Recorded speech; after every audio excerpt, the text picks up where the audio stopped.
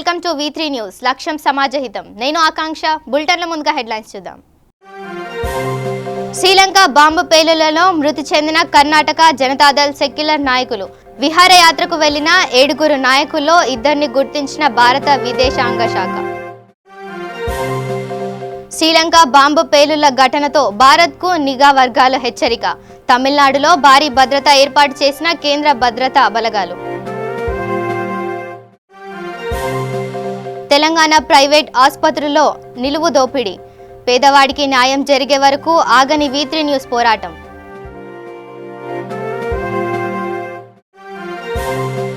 Inter board వద్ద తల్లిదండ్రులు, ABVP BJYM కార్యకర్తల ఆందోళన. సహనం కోల్పోవద్దంటూ విజ్ఞప్తి చేసిన మంత్రి జగదీశ్వర్ రెడ్డి. ఇక వివరాల్లోకి వెళ్తే శ్రీలంక వరుస బాంబు పేలుళ్ల ఘటనలో మృతుల సంఖ్య భారీగా పెరిగింది. ఈరోజు ఉదయం నాటికి చనిపోయిన వారి సంఖ్య 290కి చేరిందని అధికారులు అంచనా వేశారు. మరో 500 మంది గాయపడిన వారున్నారు. క్షతగాతులు అధిక సంఖ్యలో ఉండడంతో మృతుల సంఖ్య కూడా అంతకంతకు పెరుగుతోందని అధికారులు చెబుతున్నారు.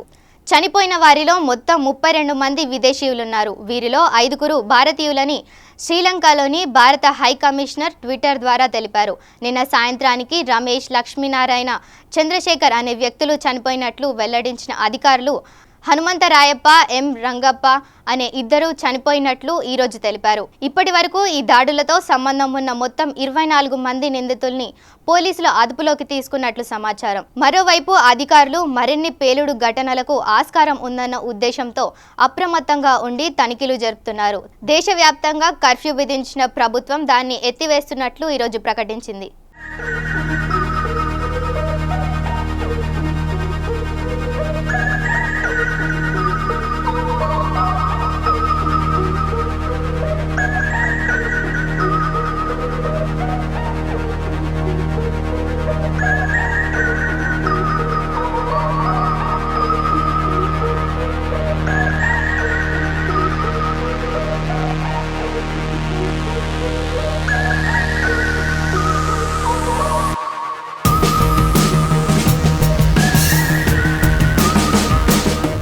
కర్ణాటక రాష్ట్రం నుంచి శ్రీలంక విహారయాత్రకని వెళ్లిన 7 జనతాదళ్ సెక్యులర్ నాయకుల్లో 2 చనిపోయినట్లు భారత విదేశాంగ శాఖ ప్రకటించింది. విదేశాంగ మంత్రి సుష్మా స్వరాజ్ ఈ విషయాన్ని వెల్లడించారు. 2వ విడత ఎన్నికల తర్వాత ఈ నెల 20న ఈ 7 నాయకులు శ్రీలంకకు వెళ్లారు. అక్కడి ద షాంగ్రీలా హోటల్లోని 2 గదులు అద్దెకు తీసుకొని బస చేశారు. నిన్న శ్రీలంకలో 8 చోట్ల జరిగిన వరుస పేలుళ్లలో ద షాంగ్రీలా హోటల్కు కూడా ఒకటి. ఈ పేలుడు అనంతరం ఈ 7 నేతలు ఆచూకీ తెలియకుండా పోవడంతో ఆందోళన నెలకొంది. 2 చనిపోయినట్లు తేలడంతో మిగతా వారి ఆచూకీ కోసం ప్రయత్నిస్తున్నారు. కాగా నేతల మృతి పట్ల కర్ణాటక ముఖ్యమంత్రి కుమారస్వామి దిగ్భ్రాంతి వ్యక్తం చేశారు.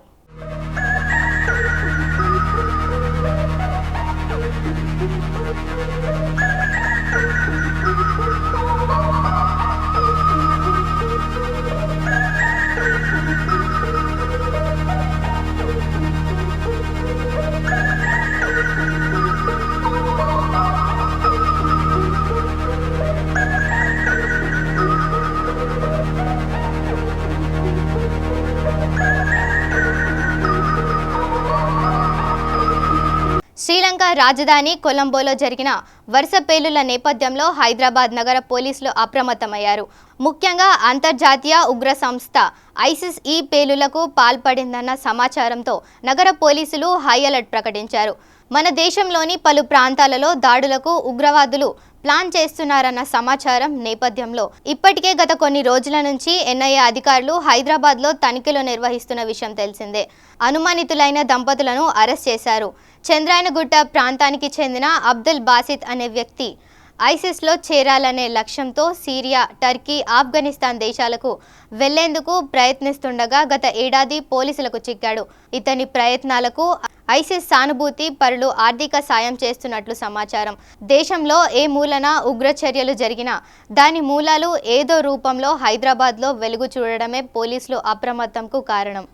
ఇక్కడ చాప కింద నీరులా ఉగ్ర నీడలు విస్తరిస్తున్నాయనే అనుమానాలు బలంగా వినిపిస్తున్న క్రమంలో కుట్రలకు ఆజ్యం పోస్తున్నట్లు భావిస్తున్న పలువురు యువకులను ఎన్ఐఏ విచారిస్తోంది. తాజాగా శ్రీలంక పేలుళ్ల నేపథ్యంలో అధికారులు మరింత అలర్ట్ అయ్యారు.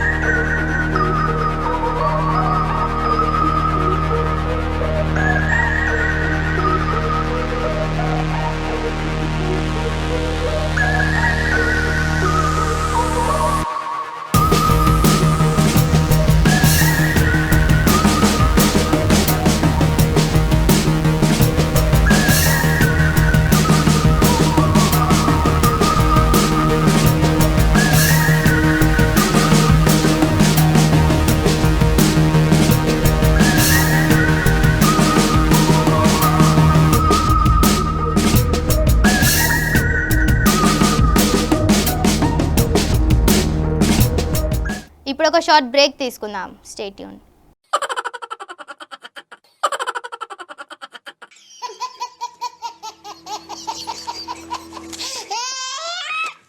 గిలిగిలిగా ప్రతిరోజు ఉదయం 11 గంటలకు, తిరిగి రాత్రి 9:30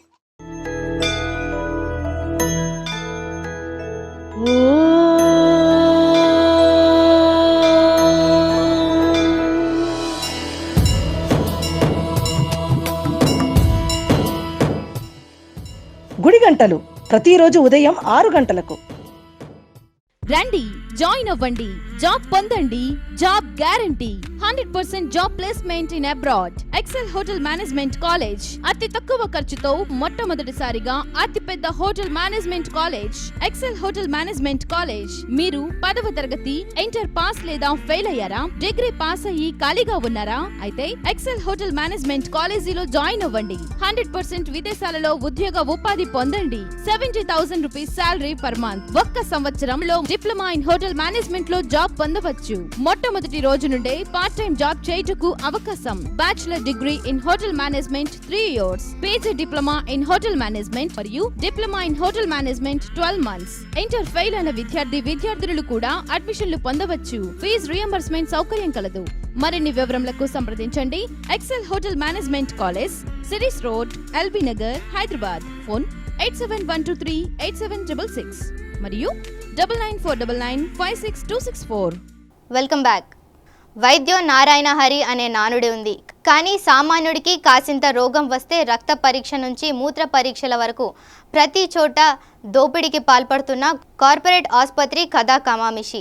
ఎవరు పట్టించుకున్న పాపాన పోలేదు. దీంతో సామాన్యుడికి చిన్న రోగం వచ్చినా, ప్రమాదం సంభవించినా ఏం చేయాలో చిక్కలేని పరిస్థితిలో కొట్టుమిట్టాడుతున్నాడు. ఒకవైపు ఆయా రాష్ట్ర ప్రభుత్వాలు ప్రతి వారికి వైద్యాన్ని అందించడానికి ప్రభుత్వ ఆసుపత్రులకు అన్ని రకాల మందులు అందించినా పేదవాడికి వైద్యం ఖరీదైనదే గాని కనిపిస్తోంది. ప్రభుత్వ ఆసుపత్రుల్లో రోగం తక్కువ కాదనే మాటలు మనకు వినపడుతూనే ఉంటాయి. కానీ మనం పట్టించుకోకుండా మన పనిలో మునిగిపోతుంటాం. ఒక్క కార్పొరేట్ ఆసుపత్రుల హవా ఒక్క మాటలో చెప్పలేం. చచ్చిన శవానికైనా వైద్యం చేసి మళ్ళీ బతికించగలం అనే నమ్మకాన్ని కలిగించి కాసులు దండుకునే వైద్యులు, కోకొల్లలు వైద్య వృత్తికే చీడపురుగుల్లా దాపరించిన కాలంలో మనం ఉన్నామంటే అతిశయోక్తి కాదు. సమాజంలో జరుగుతున్న దోపిడీ అరికట్టాల్సిన ప్రతి ఒక్కరూ ఒక్కసారి గుండెల మీద చెయ్యి వేసుకొని ఆలోచించాలి. మెడికల్ షాప్ల నుండి ప్రైవేట్ ఆర్ఎంపీ డాక్టర్ల వరకు అంతటా కమిషన్ల పర్వమే. ఇంత దోపిడీ ఎక్కడా కనిపించదు అంటే మనం అర్థం చేసుకోవచ్చు. ప్రభుత్వ ఆసుపత్రుల్లో పైసా ముట్టందే పని జరగదు. కన్నవాళ్లకు కష్టం వచ్చిందని పరామర్శిద్దామని వెళ్తే నరకం చూడాల్సిందే. అటెండర్ దగ్గర నుండి పెద్ద డాక్టర్ వరకు పైసా ముట్టందే వైద్యం చేయరు. కేంద్ర రాష్ట్ర ప్రభుత్వాలు కోట్లకు కోట్లు ప్రజలు ఆరోగ్యానికి ఖర్చు చేస్తున్నా ఇంకా గ్రామీణ ప్రాంతాల్లో మందుగోలి గతి ఉండదు. ఒక ప్రభుత్వ డాక్టర్కు మరో చోట ప్రైవేట్ ఆసుపత్రి, దానికి ఆనుకొని ఒక మందుల షాప్, ఇంకేం కావాల్సిన కాసులు కళ్ళ ముందే రాలుతూనే ఉంటాయి. చూస్తున్న కొద్ది కాలంలోనే అందనంత ఎత్తుకు ఎదిగిపోతారు. కానీ పేదవాడి రోగం మాత్రం నయం కాదు. ఇక ఆరోగ్యశ్రీ ఉన్నది కదా అని మీరు ఆరా తీయవచ్చు. దానికి సమాధానం ఇదిగో మీరే చూడండి. కార్పొరేట్ ఆసుపత్రిలో ఉచ్చులో పడి సీదా ప్రమాదం జరిగిందని వారి కార్పొరేట్ ఆసుపత్రులకే తీసుకెళ్తారు. కావాల్సిన టెస్టులన్నీ చేస్తారు, అవసరం లేని పరీక్షలు చేస్తారు, మరేం కాదంటూ నమ్మకాన్ని కలిగించి లక్షలు దోచుకుంటారు. ఇలా అన్ని వైద్య రంగాల్లో ఇదే పరిస్థితి. వీటిని అడ్డుకునే వారే కరువు. సంపన్నుల సైతం ప్రభుత్వ ఆసుపత్రుల్లో వైద్యాన్ని తీసుకుంటుంటే మరి సామాన్యులు ఎందుకు ప్రభుత్వ ఆసుపత్రులకు వెళ్ళడం లేదు? నేను రాను బిడ్డో సర్కార్ దవాఖానకు అన్న సినిమా పాట ఇంకా ఆదరణ పొందుతుందంటే ఒక్కసారి ఆలోచించండి.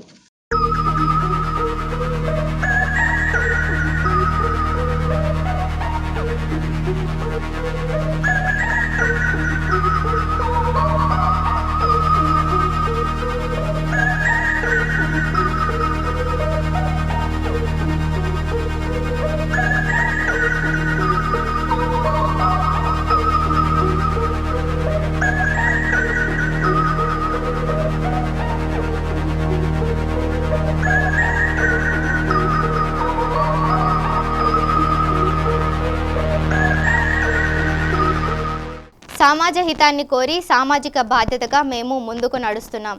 మీరు మా వెంట నడవండి. కాసులు దండుకునే కార్పొరేట్ ఆసుపత్రిల భరతం పడదాం. ఇకపై కార్పొరేట్ ఆసుపత్రిలో పేదవాడికి సైతం వైద్యం అందేలాగా మనమందరం ఒకటవుదాం.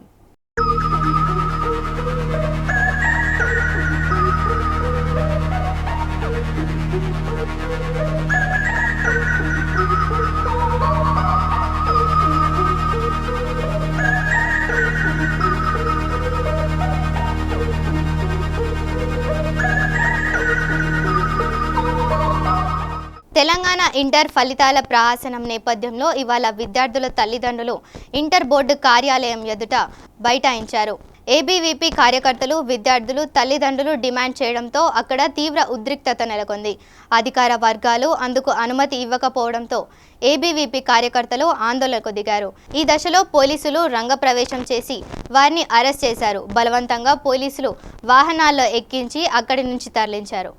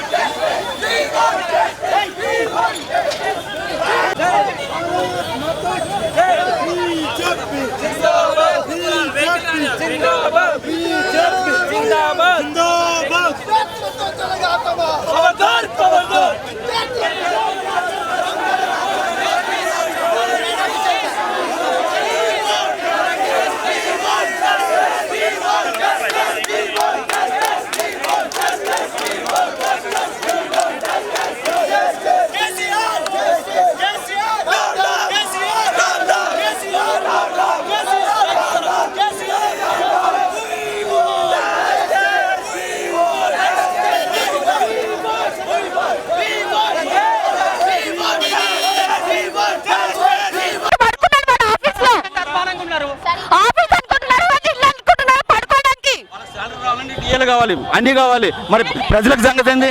ప్రజల సంగతి ఏంది చెప్పండి. పిల్లల సంగతి ఏంది? పేరెంట్స్ సంగతి ఏంది? వాళ్ళకి పిల్లలు లేరా? చెప్పండి ఒక మాట. స్పందన లేదండి.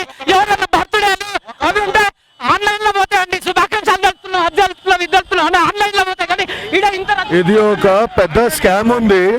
సీఎం ఏం చేస్తుండ్రు, కేటీఆర్ వాళ్ళు గవర్నమెంట్ థౌజండ్స్ ఆఫ్ పిల్లలకి ఫెయిల్ చేసి తక్కువ మార్క్స్ ఇచ్చి రీవాల్యుయేషన్ కోసం 600-700 ఫీజు కట్టాలి డిమాండ్ చేసి lakhs of crores of rupees వీళ్ళు కలెక్షన్ చేస్తుండ్రు స్టూడెంట్స్ దగ్గర నుంచి. సిగ్గు సరం లేదు. ఒక స్టూడెంట్ మన ఫ్యూచర్, తెలంగాణ స్టూడెంట్స్ మన ఫ్యూచర్, వాళ్ళ దగ్గర నుంచి డబ్బులు తీసుకోనికి సిగ్గు సరం ఉండాలి గవర్నమెంట్ కి. ఇది ఒక పెద్ద స్కామ్. సిబిఐ ఎంక్వైరీ ఉండాలి ఈ స్కామ్ మీద. చాలా పెద్ద స్కామ్ ఉంది. ఏదో పేపర్ లో ఏదో గ్యాంబ్లింగ్ అయింది మొత్తం మీద. అది దాచిపెట్టి పిల్లల జీవితాలతో గేమ్స్ ఆడుతున్నారు వీళ్ళు. పాయింట్ చెప్తాను. ఇది 600 కట్టి చేసుకోమంటున్నారు. ఒక్కొక్క పేపర్ 600 రూపాయలు. ప్రతి సబ్జెక్ట్కి ప్రతి స్టూడెంట్కి 5-6 పేపర్లు ఉన్నాయి. 5 పేపర్లు పెట్టుకోండి. ఎన్ని లక్షల మంది అయితే ఎంత డబ్బులు వస్తాయి మీకు? అంటే ఇది ఒక స్కామే కదా ఇది. ఇండైరెక్ట్గా డబ్బులు తీసుకోవడమే గవర్నమెంట్. ఇండైరెక్ట్గా డబ్బులు రావాలిగా మీకు ఇది. అంటే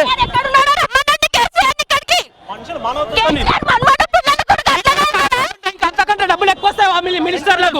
సెంటిమెంట్ ఆడుకుంటారు.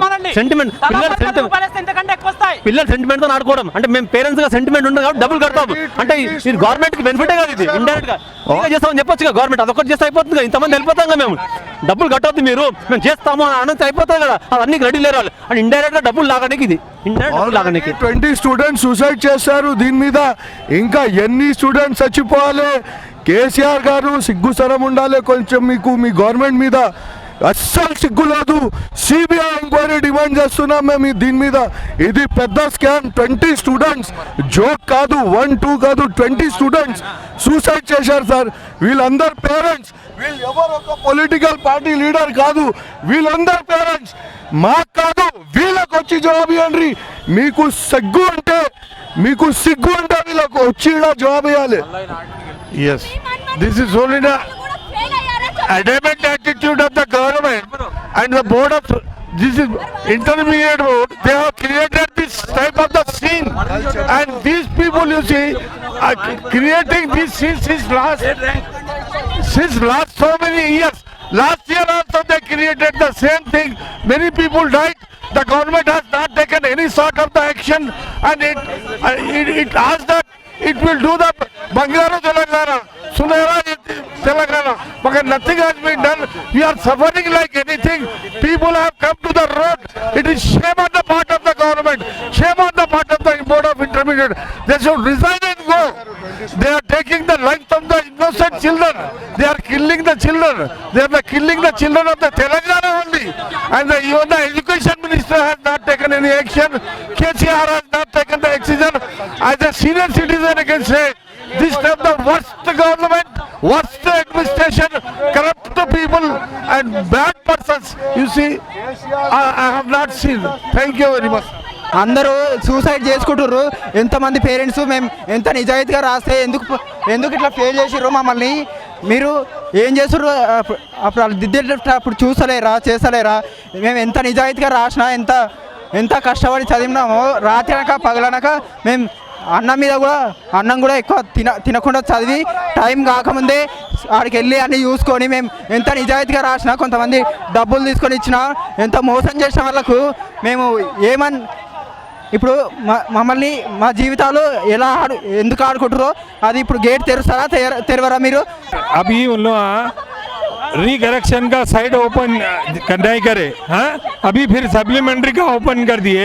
रीकरेक्शन का ओपन करे बाद सप्लीमेंट्री कर सकते ना, नहीं कर रहे वो भी. 600 रुपीज पे करो, 600 रुपीज ठीक है पे कर दे, पर साइड तो ओपन करना ना. कोई रेस्पॉन्सिबल पर्सन नहीं है. सिर्फ 2 मार्क्स से गई बच्ची.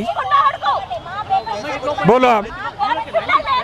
ఇంకేం చెప్తాం? వాళ్ళకైతే ఏం సంబంధమే లేదు. మొత్తం లోపల ఉన్నారో సచ్చిర్రో. మరి ఇంటర్మీడియట్ ఫస్ట్ ఇయర్ ఎగ్జామ్స్ ఇచ్చింది మా అమ్మాయి. బట్ ఎక్స్పెక్టెడ్ మార్క్స్ కంటే చాలా తక్కువ వచ్చాయి అనమాట. యాక్చువల్గా 60 మార్క్స్ ఉంటుంది ఫిజిక్స్ అండ్ 60 మార్క్స్ కెమిస్ట్రీ కదా. బట్ షీ ఎక్స్పెక్టెడ్ 55 వస్తుంది అనుకుంది. తనకు just So like I expected 55, but they just gave me pass marks. It was so sad and it was so shocking. First year. Yeah. So it was. మేము page Banjara hills నుంచి. So అసలు expect చేయలేదు. సడన్గా open చేసినందుకు అన్ని just pass marks ఇచ్చారు. ఎప్పుడు ఇట్లా రాలే. కాలేజ్ యజమాని ఏమంటుంది? కాలేజ్ యజమాని అదే వాళ్ళు కూడా కొంతమంది అలా అయినారు. ఇక్కడికి వచ్చారు, ధర్నా చేస్తారు. అంటే ఇంక రోజు ఎలా ఇంకా ముందుకు ఎలా పోతున్నారు? వాళ్ళు మాత్రం మీరు ఇంటర్నెట్ ఓపెన్ చేసుకోండి, లింక్ ఓపెన్ అయ్యాక అప్లై చేసుకోండి రీవెరిఫికేషన్ అంటున్నారు. బట్ లింక్ ఓపెన్ కాలేదు. కాలేజ్లో మళ్ళీ సప్లిమెంటరీకి అప్లై చేయమంటున్నారు. సో రీవెరిఫికేషన్కి అంతే. రీవెరిఫికేషన్కి మనీ పే చేయాలి అండ్ అగైన్ సప్లిమెంటరీకి పే చేయాలి. బట్ యాక్చువల్గా ఫాల్ట్ దిద్దిన వాళ్ళది ఫాల్ట్ కదండి. సో అగైన్ మళ్ళీ ప్రజల నుంచి మనీ దోచుకుంటున్నారు. ఇంటర్మీడియట్ బోర్డు కొన్ని వేల మంది ఇంటర్ విద్యార్థుల వాళ్ళతో ఆడుకున్నది. ఇక్కడ చూస్తూనే ఉన్నాం. కొన్ని తల్లిదండ్రులు ఎంతమంది వచ్చినా నిమ్మకు నీరెత్తినట్టు ప్రవర్తిస్తుంది ఈ గవర్నమెంట్. ఇక్కడ చూసాం మా అమ్మాయి అన్ని సబ్జెక్టులో 90 మార్కులు వచ్చినాయి. ఒక మ్యాథ్స్లోనే ఫెయిల్ అయింది. ఆబ్సెంట్ అయిన వాళ్ళకు కూడా ఇంటర్మీడియట్ బోర్డు పాస్ అయినట్టు మార్కులు వేసింది. అది ఎలా వేసిందో అర్థం కావట్లేదు. ఇప్పటికీ ఇంత ఆందోళన చేస్తున్నప్పటికీ ఇంటర్మీడియట్ అధికారులు ఒకళ్ళు కూడా ఇక్కడికి రాలేదు. మాకైతే మా క్వశ్చన్ పేపర్ మా పిల్లలకి చూపించాలండి. ఈ ఘటనపై ఎంతోమంది స్టూడెంట్స్ అన్యాయం అవుతున్నారు. సంవత్సరాలు ఖాళీగా ఉండాల్సి వస్తున్నది. ఆల్రెడీ కొంతమంది విద్యార్థులు సూసైడ్ కూడా చేసుకున్నారు. ఎంతమంది సూసైడ్ చేసుకున్నప్పటికీ ఇంటర్మీడియట్ బోర్డు కొంచెం కూడా స్పందించట్లే. మాకు మాత్రం న్యాయం జరగాలండి ఇదిపై. ఫస్ట్ ఇయర్లో నాకు 90+% ఉందండి. సెకండ్ ఇయర్లో కూడా నేను బాగా రాశాను. అన్నిట్లో నాకు 88, 79 ఉన్నాయి. మ్యాథ్స్ బీ పేపర్ మొత్తం నాది ఫెయిల్ చేశాడు. 12 మార్క్స్ దాకా ఇచ్చి 17కి నాది పాస్ ఎంఈసీ 12 మార్క్స్ ఇచ్చాడు. అధికారులు ఆదర్శంగా వ్యవహరిస్తే సిబ్బంది కూడా అప్రమత్తంగా ఉంటారనేందుకు ఉదాహరణ ఈ ఘటన. ఆమె జిల్లా కలెక్టర్. అధికార దర్పానికి లోటు లేని పోస్ట్ అది. కనుసైగతో సాధించి సిబ్బందితో పని చేయించుకోగల స్థాయి ఆమెది. కానీ అవేమీ ఆమె పట్టించుకోలేదు. సిబ్బందితో తాను ఒకరిని అనుకొని ఎన్నికల సామాగ్రిని గదుల్లోకి మోసి పలువురు మన్ననలను పొందారు.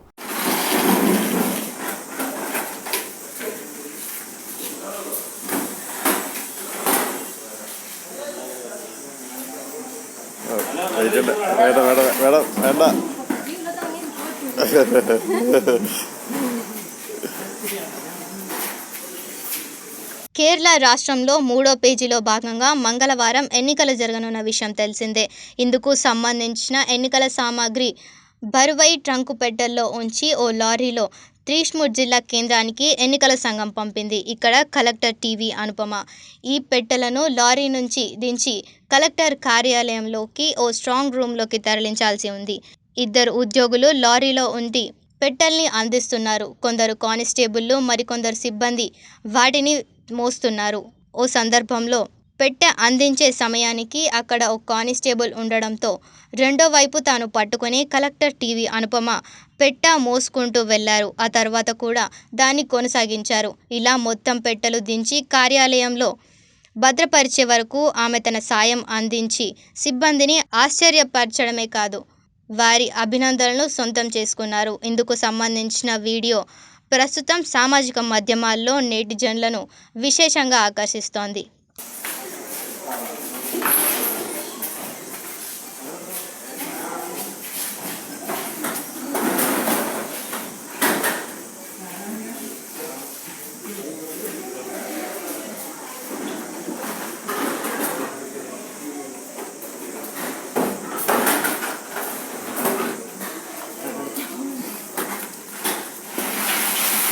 വീഡിയോ എടുക്കണേട്ടാ.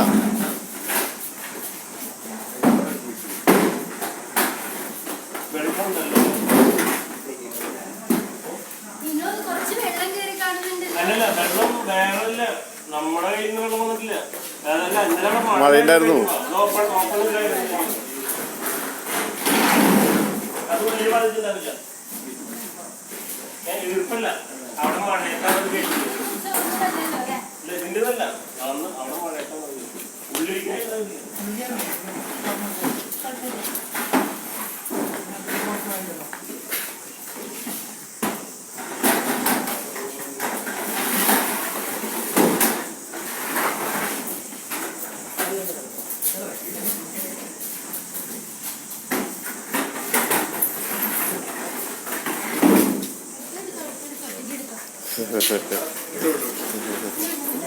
బులెటిన్ ముగించే ముందు హెడ్లైన్స్ మరోసారి చూద్దాం.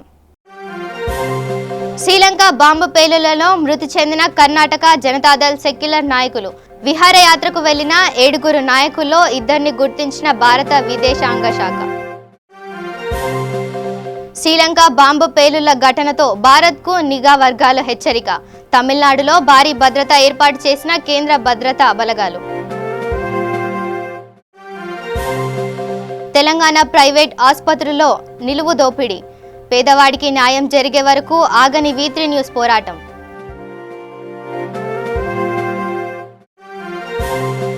ఇంటర్ బోర్డు వద్ద తల్లిదండ్రులు, ఏబీవీపీ, బీజేవైఎం కార్యకర్తల ఆందోళన.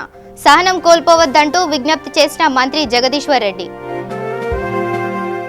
ఇవి bulletin updates. Keep watching V3 news. లక్ష్యం సమాజహితం.